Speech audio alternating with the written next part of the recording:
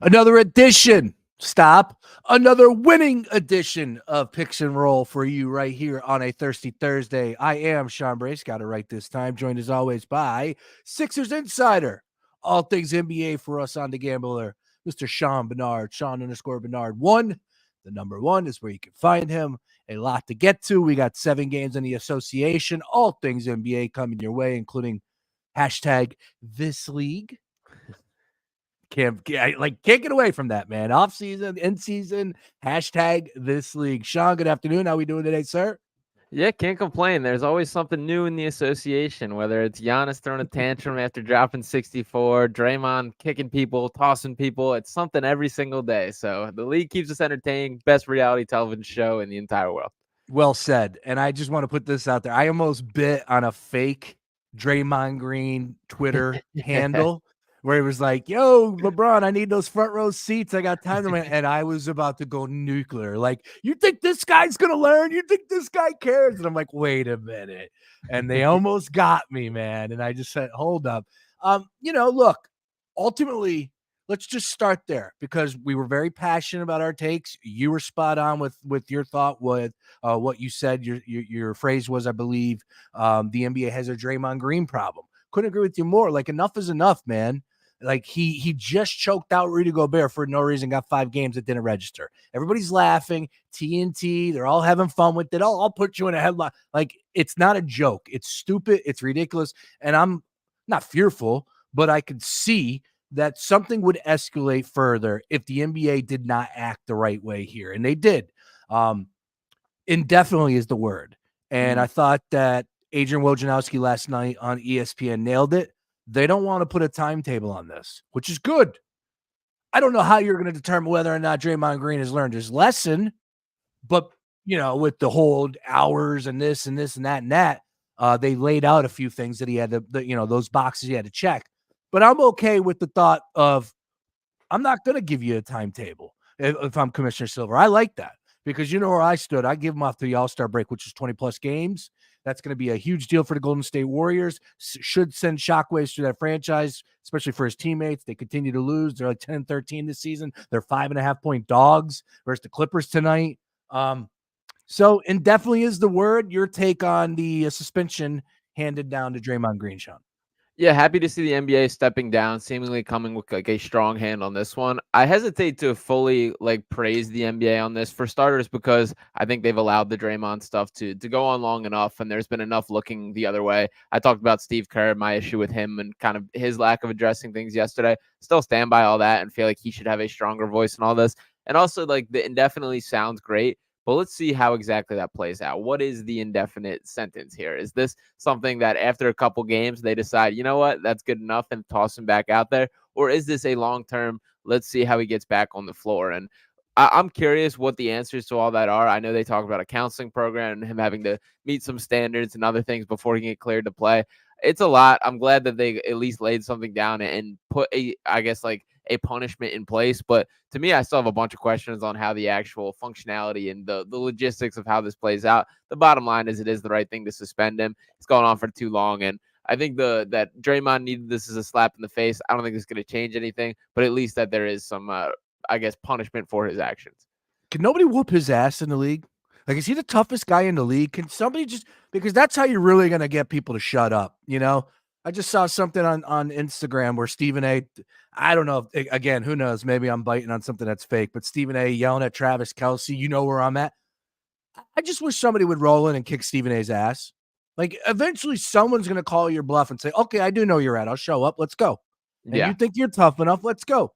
Like, I hate to go down that path, but that's the only way I see Draymond Green learning is if someone knocks him upside the head and KOs him, and he's like, what just happened? And he's embarrassed. He's shook. And Stephen A continues running. Like, who are you to say anything to Travis Kelce, bro? Like, he bench press you. Come on, man. I don't know. Draymond Green, is he the toughest dude in the league? I can't imagine that to truly be the case. The trump card used to always be James Johnson with the Miami Heat, who was a black belt in jiu-jitsu, a guy who had a ton of street cred on top of that and some UFC fighting experience, all these things. That used to be always the guy that I was like, all right, that's the toughest dude in the NBA, regardless if he's not getting major minutes. I don't know who the guy truly is right now. As much as I clown on Draymond for a lot of the excessive actions, we've seen that he does have hands, that he does have the film out for that as well. So he's definitely an intimidating guy, not afraid to flip the switch at any moment. I think he definitely takes the cake for kind of the combination of having something to back it up and having the craziness and willingness to let it fly. So he's definitely an intimidating character, but I got to imagine there's at least somebody out there that could take on that challenge. Hey, man, all it takes is one right to Yeah. the chin, and it's night night. And if he continues, someone's going to do it, and that's what I think the NBA is saying right now. Like, enough is enough. We can't allow this to happen. They have a Draymond Green problem. And that's not to sit here and say that's their only problem. The NBA has a ton of problems with Bridges and Charlotte. Of course, Yeah. this Giddey situation down there in OKC. Who knows what's happening there? A lot of this stuff has to play out. But not unfortunately, the difference is this one happened on the playing field, on the court, right? Right. Smacked them right upside the face. So you have to do something about it. So here we are. I'm okay with that. Let's continue.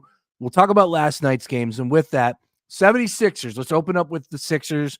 Big time dub, easy dub over the Detroit Pistons. Sean, never sweat 1 second. The Sixers ended up covering the 12. They went over the total, didn't have anything on the total, but was on the 12. Easy winner. That's 2 now.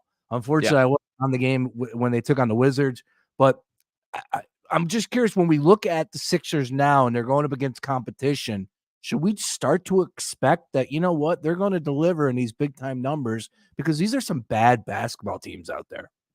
That's been one of my biggest takeaways of this year. Is, to me, that's the characteristic of a good team, is that you do step on teams and deliver when you're supposed to. That the Sixers' kind of reputation these past couple of years is we've seen them get up for big games, but they really have not on those random Tuesday night games against the Magic, against the Wizards, or the Pistons. And we're finally seeing a change in that, where they are having a little bit of that killer instinct, having a business-like approach. There's now 7 fourth quarters this year, which Joel Embiid has not had to play in. That's a huge deal looking down the line, as far as getting him rest, keeping off his feet. And last night, like, there was never a sliver of doubt. And I mean, it will obviously get tougher when the schedule gets tougher, but you can only beat who's in front of you. And just to touch on how bad both the Pistons and Wizards are, in the past 55 games, they have a combined record of 1-54, with that one victory being a Pistons victory over the Wizards. So it is that bad for both those teams right now. They should be in the relegation category. I seriously believe that some process era Sixers teams would give these teams some trouble right now. But yeah, it is bad, but happy to see the Sixers taking care of business. And I do think that's a positive thing, that they're keeping that mindset and just keeping the foot on the gas there. Agreed. And, look, as far as Embiid is concerned, another dominating performance. The team altogether delivered. There was a lot to like Maxey out there actually, Maxey didn't play that well, if I'm not mistaken. Let me pull up his numbers. 2 for 13 from the field. One of his worst games of the season. It was cool. The thing that I'll compliment him on, for starters, 9 assists was a big deal. He still was a true point guard in that. He had a cool moment where had a wide open 3, missed it. The ball comes right back to him. He then attacks and hits an 8-footed left-handed floater, and then just starts clapping at the rim. Thank you for seeing one go through. So he still kept the joy. He still played as the Tyrese Maxey that we know, even though the shots weren't falling. So he's going to get it out of his system on a night like that. Yeah, I'm glad I caught myself. I'm like, wait a minute, Maxey didn't have a good game. He was terrible, actually. But Tobias went for 21. Oubre went over his total. Nice call by you on that one. Finished with 17. Everybody played. Everybody got minutes, all the way down to Mo Bamba here. 3 minutes and 27 seconds of action. Again, this is what you got to do to these bad teams. Get rid of them. Cover the number. All right. We don't want to be second guessing those sort of numbers. And that's what we're seeing right now, just from a gambling perspective. And a lot of these big double-digit spreads, these teams are terrible. And they're 12, they're 13.5-point spreads for a reason. Don't get caught up in that. I think we got some big numbers that we'll discuss as far as tonight's card is concerned. Only seven games on a DraftKings Sportsbook. We got 2 that are approaching double digits, not quite at 10 just yet, both in the 9 area. We'll come back to that in just a second. Also from last night, the hashtag This League rolls on again here. This was intriguing because, look, you're talking about 2 teams that have developed a little bit of back and forth here. We know what took place in Vegas. Pacers got the best of the Bucks. Next thing you know, this game is taking place in Milwaukee. Milwaukee last night was 6.5-point favorites. Giannis, who knew what the franchise record was for points, wanted to get to that number. 64 he finishes with. I think the Pacers took offense to him being in there. Damian Lillard had a great take on it. And if you haven't seen it, go press play on that because he was kind of in the middle. And he was like, I just want to see what everybody was saying. He goes, man, it's the pettiness of this league. We compete on a nightly basis. This is what you're going to get. If you missed it, it's something stupid, but I love it. Giannis goes for 64. He wanted the game ball. There was a rookie on the Pacers that scored his first points in an NBA game. Not even points. He scored 1 point. Toshiba, who was it? It was Oscar Tshiebwe. Oscar Tshiebwe. Wow, okay. Scored 1 point. 1 point. And they went and grabbed the game ball immediately after the game to give it to him. Now, I don't know if they knew that Giannis wanted the ball or not, but, Giannis wants the ball. It's Milwaukee's floor. You would think he gets the right to the ball. It's not how it played out. The Pacers were very possessive of that ball. Let's put it that way. And there was a lot of great footage out there. Giannis raced back. Looked like there was going to be some brawl in the back rooms, but cooler heads prevailed. And I guess there's a backup ball, which we knew that. So somebody's got the real ball. Somebody's got the backup ball. Nobody's happy. Yeah, for starters, I hate my guy Oscar Tshiebwe getting dragged into this. That Oscar Tshiebwe, genuinely one of the nicest human beings. That like you scroll on that guy's Instagram, it's nothing but mission trips and church youth group stuff. That's who he is as a guy, what he's into, what he does. So I hate him just being thrown into the fire for this mix. As far as the game as a whole, I'm pretty pro pettiness all around in the situation. That Giannis, you're absolutely right to be able to go for it, get these lucrative numbers. He absolutely was stat padding. He went to the free throw line 32 times last night. 32 times. Didn't the Pacers shoot 32 free throws? Yeah, I believe that's the stat as well. So just craziness there. I have no issue with him going for it. You should want to get these numbers. You should want to compete like that. I also have zero issue with the Pacers taking exception to that, especially when the game was over and him checking back in with 2:38 left or whatever, while all the Pacers starters on the bench, things like that. It started a little bit earlier in the game when there was a hard foul on Giannis that Bobby Portis took exception to. Thanasis on the bench took exception to as well. I didn't think there was anything out of bounds on that foul specifically. It was kind of one where defender, I believe it was Andrew Nembhard on this one, got thrown up in the air. Aaron Naismith, it was, kind of grabbed Giannis around his neck area as he was coming down and tried to hold him up, but more or less tackled him. It looked worse than I thought it was, but kind of with the bubbling emotions, everyone was a little on edge. And then the after the game stuff, I think it's big time. Like how Giannis handled it is loser stuff in my mind. He has fallen off the cliff as the nice guy of the NBA. I feel that there was a point in time where I think everyone looked at him as such a model, and you still have to absolutely respect his game and his work ethic. There's no doubt about it. But kind of the way that he goes about his business, the tossing ladders, screaming at guys, it just feels like Giannis has fallen off this kind of nice guy platform. And I have nothing wrong with competing, but a lot of the after the game stuff and the way that he kind of goes about it, and kind of losing his temper in a way that he just shouldn't, I don't like out of Giannis. So I've been disappointed that he's kind of gone down this path, and I thought last night was another example of that. Yeah, same old song and dance from Giannis, but he is far and away one of the best players in the league. We already know that. Champion, MVP, all that good stuff, and in the running again for this year's MVP. And with that being said, quickly though, because we got 7 games we got to get into this evening, see if we can find some winners from the association last night. The Pelicans destroyed the Wizards 142-122. That was an easy one. Didn't really have an opinion on that. Miami got the best of Charlotte. We talked about that one, and they covered the number. We were both on the opposite side on that one. My one play, though, that I suggested, Toronto, they came away with the dub. That was an easy one, 120-109. Got a little dicey at the end of the third quarter, but Toronto was the better squad in that one. Low fourth quarter in that one. The Rockets ended up beating the Memphis Grizzlies and covering their number. Brooklyn went to Phoenix. All 3 played, which is something that I was definitely saying. If you're going to get all 3, I don't see Phoenix losing that debut. They did. Brooklyn, 116-112. Lakers, that was insane last night, Sean Barnard. When we talked about this card yesterday, I said 3.5. 3.5? San Antonio's terrible. Why are they only getting 3.5 against the Lakers? And you said back-to-back, which is correct. Something else was going on. All of a sudden, that game is clearly in control for the Lakers. And then next thing you know, the rookie of the year, Wemby, goes off. He's now the favorite too, -120 on DraftKings Sportsbook. He's going to win. I know you got a Chet ticket. I'm pulling for you. I don't own a Wemby ticket. I might have to pull the trigger He didn't miss, except for the final shot. He was awesome. The Spurs come back and they lose by 3 on a last-second three-pointer that put the Lakers up by 2, went down with like a tenth of a second to shoot 2 free throws, only made 1. They win by 3 points, don't cover the number. They were outscored in the fourth quarter 45-30 by the Spurs. If I had a Lakers ticket, I would have lost my mind, but it was awesome. And then shout out to the Jazz defeating the Knicks last night, 117-113. There's a lot to chew on. What are your takeaways from last night, Sean?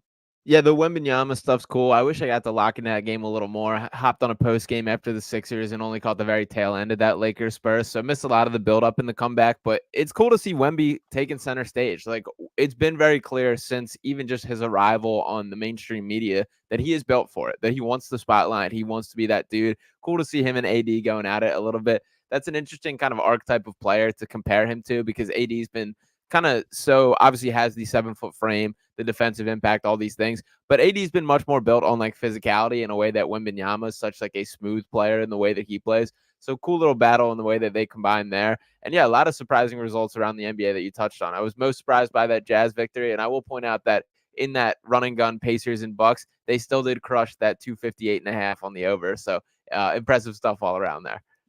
All right. Fun night in the association as always. Let's keep it moving. Let's get on over to tonight's card. Oh, you know what? One quick one, since I did bring up Wemby in that Rookie of the Year. I did place my second wager in the MVP MVP category. And 60-1. Look, I think we got a long way to go. All right. I think we're all in agreement there. It's December.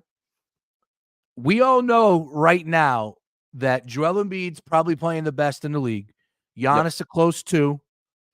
Anthony Davis is right there with all 3 of them in this since the beginning of the week or beginning of the season, and especially in the last 2 weeks. Dude's been dominant and piling up numbers. And I know everybody wants to throw the 65 games at me, but I do believe that if he gets there, he's going to be in the running. We don't know what the case is for the Lakers as far as trade deadline is concerned. Will they get a Zach LaVine, which the latest rumor was? Will they creep up and be a 2 seed, right? Like, how do they finish the season? I don't know, but I do know this: 60-1 for Anthony Davis right now. There's value there, so I fired small little sprinkle. So I have 2 plays. I got Joel Embiid plus 650, which I saw one book out there has Joel Embiid and MVP 7-1 plus 700. DraftKings has him at plus 550. So shop around on that number if you want to hop on it. But Anthony Davis, 60-1. Look, man, I just made my case. Are you still thumbs down on that? Yeah, I hate to be going against you here, but I'm not an Anthony Davis guy. I'll start with that. That in general, I get very sick of the nights where he does look like a potential MVP candidate, and then you don't know how many nights it's going to be until you get that version of him again. I frankly think LeBron James has a stronger MVP case than Anthony Davis on his own team right now when we talk about the Lakers. And then when you do bring up the 60, yeah, LeBron James. If I had to have you guess, Brace, when do you think the last time Anthony Davis played 65 games in a season was? I hate when you stat me. Has he ever? 2017, 2018. So that was when he was still with the New Orleans Pelicans. He's yet to do it in a Lakers uniform. But do you believe, now I know he's dealt with the nagging injuries over his career, but do you believe now that there is a number you got to play to be in the running? We're talking about legacy stuff here. Sure. I mean, I don't feel Anthony Davis fits the category of player that like it's a motivation thing or him hitting these numbers. To me, it's been like he does get injured like every year, that he is dealing with some sort of thing.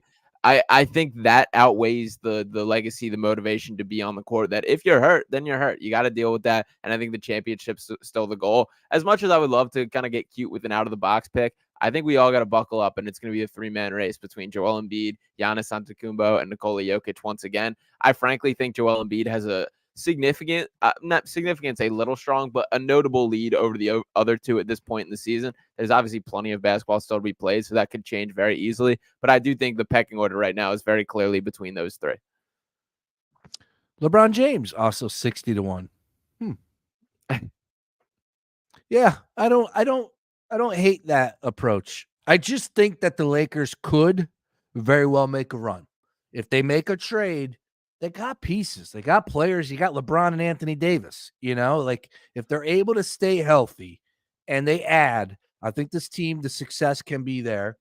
And like, look, we were just talking about this yesterday, right? Where it's like when you look at the West, dude, Timberwolves 17-5, Thunder 15-7, Mavs 15-8. A lot of basketball to be played. Lakers are right there, 15-10. Like, do you have confidence in the T-Wolves to be the overall number 1 seed this year? I don't. The Thunder, same. Mavericks, come on, man. Kyrie, when does he start talking about nonsense, right? So I think the Lakers team success can be there. And if that's there, then that's the driving force for an MVP candidate. I'll tell you a feature that I did pull the trigger on last night and that I do think is worth a flyer. I took the Dallas Mavericks to win the Western Conference last night at plus 1,100. Right on cue. Yeah, the West I feel is wide open. I am buying what the Mavericks are selling this year. I've been very impressed with Derek Lively. I think that's a whole new element that they now have in their offense with his ability as a guy that can catch lobs. And it's less about Lively. I get he's a rookie. He's going to have his growing pains. But it's more about like when you have a player the caliber of Luka Doncic, Lively doesn't got to do much. It's screen, roll, and catch lobs. That's his role. He can rim protect in a way that they have not had. Grant Williams, I think, is a phenomenal fit on that team. Tim Hardaway Jr. is still the real deal. And we've seen Kyrie Irving be a proven number 2 at a championship level. I think the West is wide open. I think as you look down these teams, the Denver Nuggets have not looked like themselves yet this year. The Golden State Warriors look like they're leaking oil. The Lakers, I still have concern with the health issues. Timberwolves, who knows if this is legit. So I think the Mavs are worth a flyer, and I was surprised to see the number that high there. All right. Let's get on over to tonight's card. We got 7 games going off. First one at 7:30 p.m. Rematch. A couple nights ago where Cleveland went in there, shook it up. They covered the number, I believe. Didn't they cover that 10-point spread against the – yeah, they lost by 7. Essentially, they were up for like 3 quarters. Fourth quarter, Boston took it away, and that was all she wrote, 120-113. Same spot, same bat time, same bat channel. Sean Barnard, anything different tonight in the game? Boston 9-point favorite here on DraftKings, 225. As far as like what is different, it's looking like Jaylen Brown's probably not going to play in this one, so I do think that changes things a little. I think I'm leaning Cavs to cover the +9. No Evan Mobley as well on the Cavs side of things here, so that's something to keep in mind as well. Probably my favorite bet in this matchup is the Derek White over 20.5 points and assists, especially if there's no Jaylen Brown. I think he gets an uptick in offensive opportunity. He's been tremendous this year, so Derek White, I would love to hop on that. I think I take the Cavs +9 on the number, and then the Derek White prop bet's probably the way I would bet this one. Yeah, I'm kind of in agreement with this. Look, Cleveland went out there, took their best shot.